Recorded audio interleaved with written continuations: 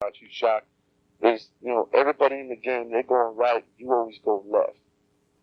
It's not so much I try to go left, I just try to stay me and be unique, and I guess in doing that, it's left me in this little zone, in this all alone zone. But I don't feel like I'm alone. I just feel like I'm alone in most of the hip hop that's getting spun and that's getting played. But in the world, I see people just like me.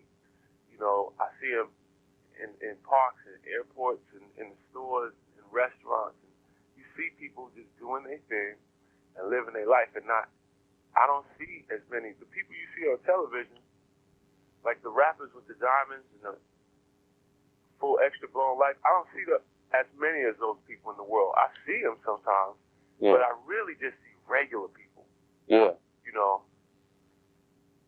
No matter where I'm at, from Brooklyn to Compton, from Beverly Hills to Black Hawk, I just see normal people trying to do their thing, In the 90s, a wave of self-defense came in that was much needed, I say maybe NWA and Tupac helped issue in that to help people stand up and not give authority so much blind respect.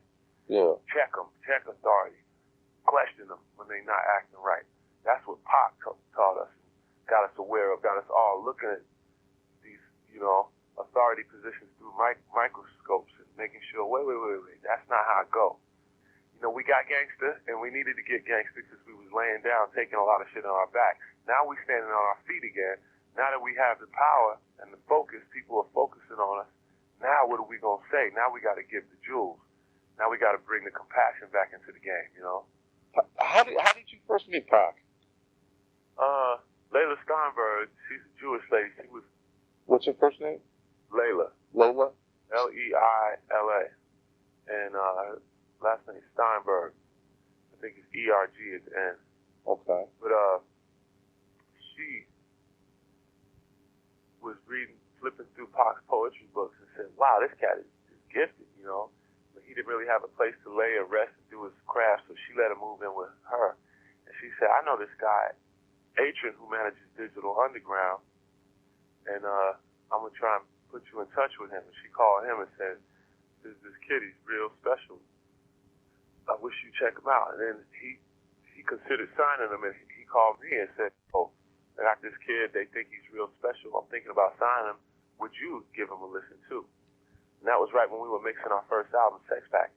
Okay. So we went and asked Pac to come through the studio when he did and spit a few verses for us. And then we was like, yeah. We told Atron, he's definitely got it.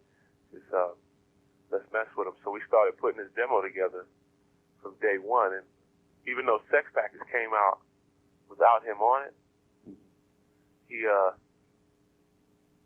was working with us already behind the scenes. We were getting his first album, which became Tupacalypse Now. That was the demo that we had. So when Pac went on tour with us, it was just to kill time because he got tired of waiting for us to come off tour to finish working with him.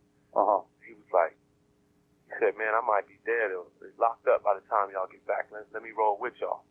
So he would just fill in for, he took Money B's brother Cullen's place, and then he would fill in, he was dancing and doing background vocals in the show and helping us roadie and carry equipment and all that. So people's first view of him, the general public's first view of him was in Digital Underground doing background things.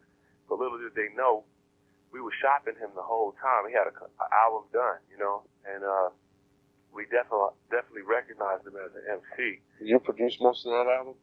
No, I produced about a quarter of it. Most of it was produced by Dion Evans, DJ Impossible, Pac used to call him. He did a good 5 or 6 of them. I did 3 or 4 of them. Pee Wee did 3 or 4 of them, and DJ Jay-Z from Richmond, California. They call him J Beats now. J Beats did a few, and that became Tupacalypse Now. They used to call us the Underground Railroad. Produced by the Underground Railroad, and that was all of us, all of his cats. Okay, yeah, I remember seeing that. Did you really instantly become friends with him? If anybody we working with, we just gave him that full 100% love and trust. Pac used to crash on my couch when we was working.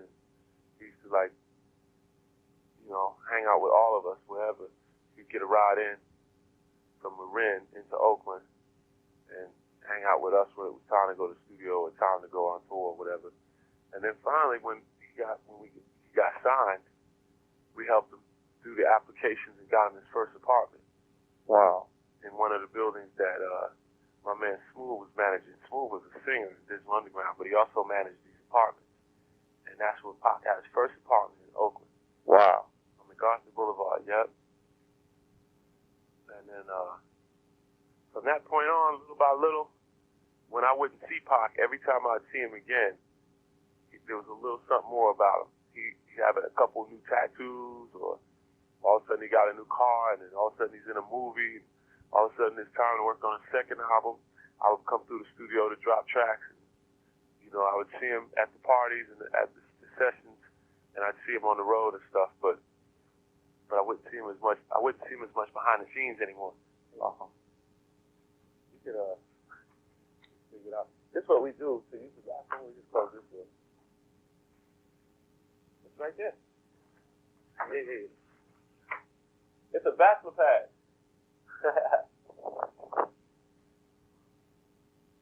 So, a couple friends of mine were all congregating over here to go do this show later, and I was in the bathroom talking to you. I had to give the bathroom up.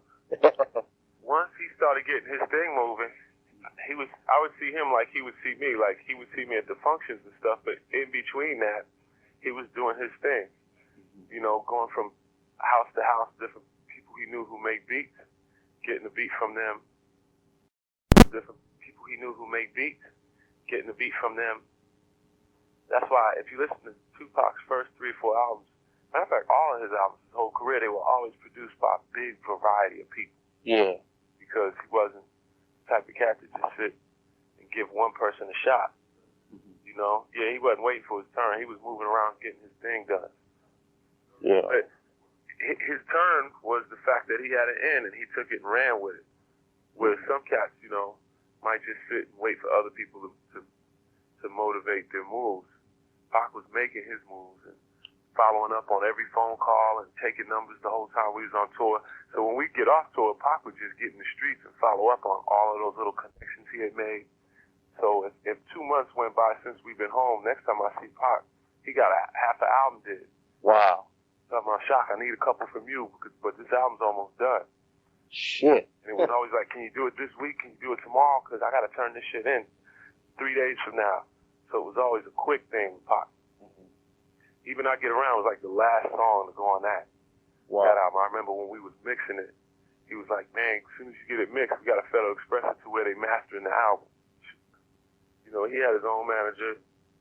He had a different record company than Digital Underground. So it was like he was part of our clique, but he was definitely a solo entity the whole time. Yeah. A lot of cats didn't even really know that, did they? No, they thought that. See, a lot of people looked at it. The first time some people saw Pac was on Arsenio Hall performing with Digital Underground on tour, standing on stage with us. They didn't know that behind the scenes, everything was getting ready for him to come out as a solo artist anyway. Yeah. So he didn't care how he was seen in Digital Underground. He was just having fun with us. Mm-hmm. You know what I mean? He was happy to be on a team that was really doing it. Yeah. Getting a chance to, meet people behind the scenes and stuff. That must have been pretty cool for y'all. I mean, you guys went all over the world, huh?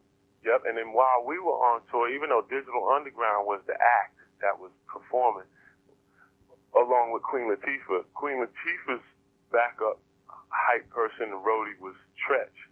He didn't have Naughty by Nature put together yet. And our background person was Pac and a couple other people, so they used to all run together. So Tretch really came up with Pac closer than I did. I'm like 6 or 7 years older than Tupac. Uh-huh. So I had my clique of cats that we ran with. We came up like 5 years before Pac. So, you know what I mean? Our agenda was a little different. Sometimes after the shows, we'd go chill. Yeah. And Pac would go hustle. See what I'm saying? Because he still was trying to get on. Yeah. So, it was like, if me and Pac seen each other, it was like, yeah, come on in. make yourself at home, whatever. Yeah, what's the deal? We spoke and interacted like family, but just like family, like a brother or a cousin. You don't see them day to day. They get up in the morning to do something else than you do. He wasn't like, he didn't get up in the morning with me to go handle the digital underground business. That's just a matter of me telling him, hey, you, be here for this show, be here for this studio session. But the day-to-day stuff, that's me running around doing that, probably with my manager and my homies. Where with him, he had his day-to-day stuff to do too, and he would just tell me, hey, can you come to the studio Friday? So between Monday and Friday, I might not see him. Yeah. You know what I mean? But then the cats like Stretch and Tretch were running with him daily. They're running around doing the business with him, going to get the outfits they need, stopping by the Guitar Center to get the equipment they need, going up to Sam Ash, you know what I mean? Wow. That was his, he had a separate little time schedule that he was on, you know? So in other words, I guess what I'm trying to say is me and Pac were real close, but at the same time, we weren't neck and neck, like, you know, we wasn't co-pilots to each other. Yeah. Because he trying to get on doing his thing, and you had your thing going. Exactly. I had my co-pilots, and sometimes he would ride on my plane, sometimes I'd ride on his plane as a guest. He would call us up, it's time to do MTV Unplugged or whatever, MTV Jams, and we would show up and do that with him, you know. And he would have a hotel room for us, and he would have a little itinerary for us. Just like when in the digital days, it was the same thing. We hit him with a phone call, and then he shows up. We got a hotel room for him. When it was digital business, he was just a rider. Yeah. But he was the captain of his thing, and then when it was Tupac business, I'm just a rider. I just show up and be what I'm supposed to be. You know what I mean? Do you feel that all the Pac's closest, you know what I'm saying, people in the game really are have been getting their props? Like, what do you mean, Outlaws? Like Outlaws, Thug Life, y'all. I mean, anybody, Spice One, anybody that Pac really did stuff with.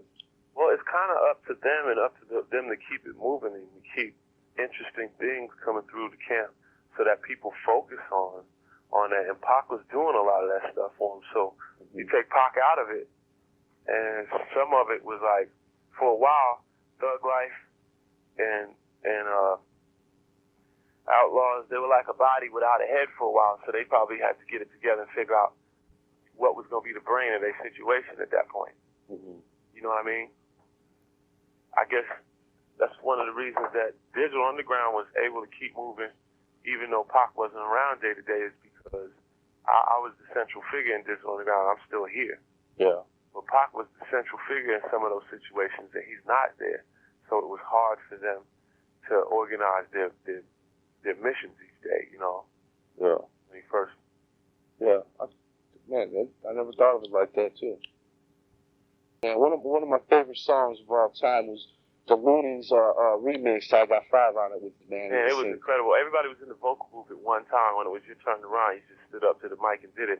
But everybody else was sitting around in a circle. And E40 was in there telling jokes. He had the floor most of the time, entertaining everybody. He was keyed. We was all keyed off weed. Uh-huh. That was the concept. But some cats were in there drinking too. Uh-huh. And E40 was one of the ones. He was fully intoxicated and just putting on a show for everybody. It was funny. Is it cool working with him? Yeah, hell yeah. He's a brother with a lot of love for the community too, and he always tries to keep the balance of a little bit of bling, you know what I mean, a little bit of flossing, a little bit of playing stuff, but always here are the keys, young blood. These are keys that you can find your way, you know. Mm-hmm. There's a new group right now called Black Wall Street. Yeah, by JT, right? JT, the Bigger Figure, Mac Mall, and Ray Love. Yeah, some of that stuff is incredible because they're real conscious now, you know. Mm-hmm. It's not just playalistically laced. It's laced also with survival game, you know. Mm-hmm. Yeah. Before you even did Digital Underground, did you ever put out any underground stuff yourself? Before Digital Underground, I was mostly a radio DJ and a mobile DJ. We had a crew called the Master Blasters, and we used to throw shows here and there. I used to produce on the underground for friends, different cats, but I didn't have anything that came out commercially. The first published work that I ever appeared on was Digital Underground. I think about it. Yeah, it was off 12 inches that used to come out on TNT Records before Tommy Boy. Okay. Underwater Ron. Your Life's a Cartoon was one of them. And what year was that? It was like 88, 87, 88, yeah. Being one of the pioneers in the Bay, do you think you get the props? I don't know. I don't really think about that much. I just try to just make music, have a good time. I just try to make music, man, and keep it quality. And some years I work more than other years. Every now and then somebody will say something really, really special and nice about me, and I appreciate it and blush a little and take it with a flattering grain of salt and keep moving. It's not for me to really. I'm not out here just doing it to seek the props, but yeah. I feel if I just keep running, one day somebody might piece it all together and be like, yo, Shock has a nice, impressive body of work, But when I stop to count it and look at it and grade it, measure it, then I'm taking time out of doing it. So I just got to keep doing it, The ones that were doing a lot of the actual making it happen, sometimes people don't know. They just see the people who are featured in the videos. Mm-hmm. Like, in Public Enemy's case, it was the Bomb Squad who was doing a lot of the work, or like that record, The Message, by the Furious Five. Mm-hmm. That song, Duke Booty brought that idea in for them. Okay. Duke Booty was kind of a Jamaican cat who rhymed a little bit too. He was the other one rhyming that, if you notice, he's not even in the Furious Five. Wow. The one who said, my son says, Daddy, I don't want to go to school. The teacher's a jerk. He must think I'm a fool. I'll smoke briefly. That cat was he was called Duke Booty. And he stepped in and did that song with them, for them, but he wasn't in the video. So wow. He's one of the cats from the 80s that didn't get the props. Well, same thing with Mr. Mix. That cat. Oh, Mr. Mix from Two Live? Yeah. That's another cat, yup.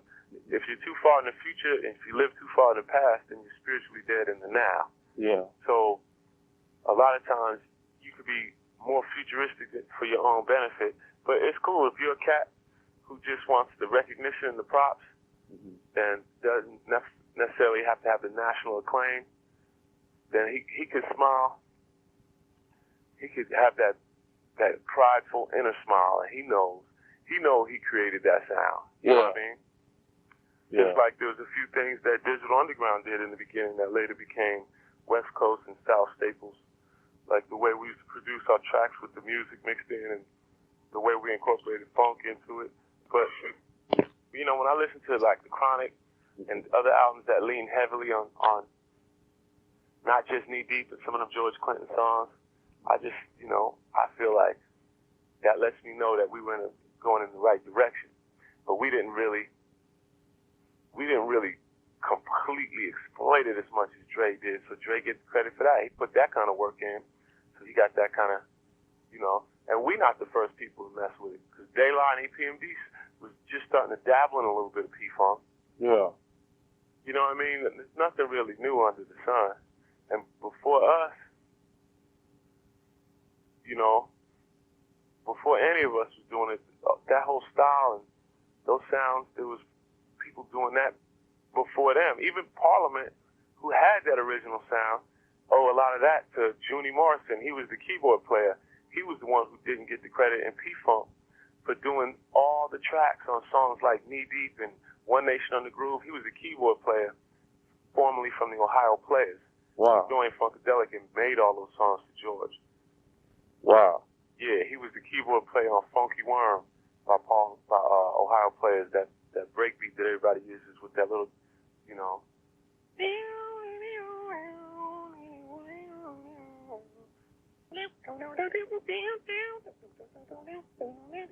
that old Funky Worm record.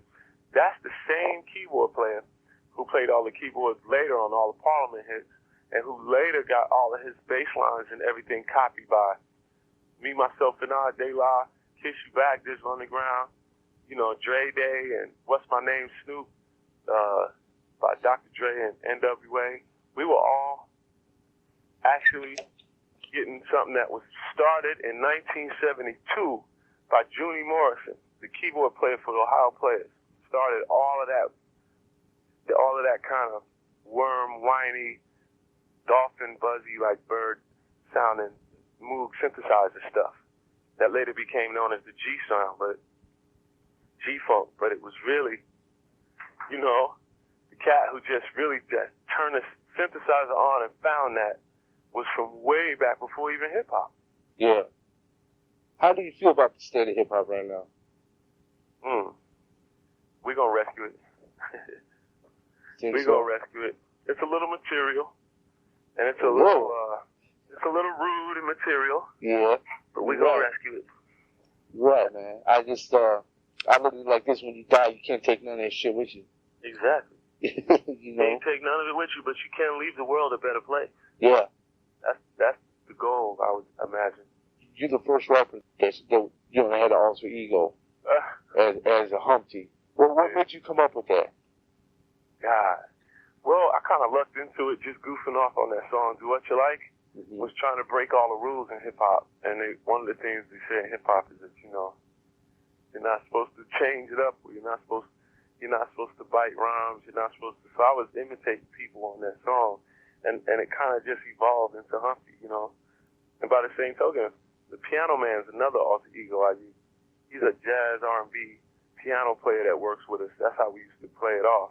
Okay. But actually, that was me doing the piano work. Okay. On all the DU stuff, you know. I guess I get around. So is Humpty gonna have an album coming out? Yeah, we're gonna do Humpty's Greatest Moments. It's gonna be a collection of his stuff and with a few new joints on it too. A concentrated Humpty album. Yeah, that's something. We're getting that together already. At shockg.com, that'll be for sale. Shockg.com. Yeah. Okay. In your everyday life, do you ever just walk around and just, just fall in the character? Be Humpty. Yeah, you ever be Humpty, like when you talking to somebody, or? I don't know. Why? You want to holler at him? What up, Humpty? Hold on a second. Hold on. Humpty. Hello? Hey, what up, man? Hey, what's up with it? Coolin', man. So, yeah, you and Shock doing this little interview, huh? Yeah, no doubt, man. We got an interview next, man. Oh, that's cool, man. Yeah, man, Shock don't realize it, but if it wasn't for me, he wouldn't have had that breakout cross the country platinum smash that he got. You know, he needed Humpty for that one.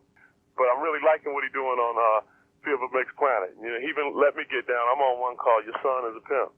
What do you think of the state of rap, Humpty? You feeling it, or you think? As it used to be. Uh-huh. Need some Humpty Hump up in there. You know, Humpty Hump stands for life being goofy. And goofy doesn't mean excessive. Goofy is a word that means big and with humor. All in one. And Joe, I always try to keep it goofy. Hey, I got to get out of here. I'm passing you back to Shock. Man, how long has Humpty been part of your life? He's been around since '89, man. 1989 is when we started working together. Humpty goes up to the Playboy Mansion and hangs out with them fools. You know, he's one of them international player type of cats. But I remember George Clinton as a funk singer. He used to get it cracking like that. He had Dr. Funkstein, then he had the long-haired sucker, and then he had Sir Nose devoid of funk, who was anti-funk. He was the suit-wearing brother who thought he was too cool to dance, too cool to swim or dance because he had his hair processed so he wouldn't get in the water, and he would just play the wall so girls could look at his suit, but he wouldn't dance. So he had been Europeanized, and that's why he was the arch villain within the funk situation. Sir Nose devoid of funk. If you fake the funk, your nose is gonna grow. You know, that definitely gave me the courage to try something like that in the hip hop world. And Humpty is the excessive jewelry wearing, cigar smoking, outlandish clothes wearing, probably spends a little time and money on all that stuff. And Shock G comes back through as the voice of reason and says, okay, that's enough, Humpty. That's what keeps the albums from being that way across the whole album. You know what I'm saying? You gonna do another Digital Underground album? It could happen. At this point, I'll just say it's up in the air. I won't say yes. I won't say no, because who knows? With the tide shifts and the mood's right and it seems like it's time, then it'll go down, you know? Make sure to subscribe to the channel, hit the bell for notifications, like, comment, share. Also go over to UJSforLife.com, download the entire archive, and check out new episodes on Apple Podcasts and Blog Talk Radio.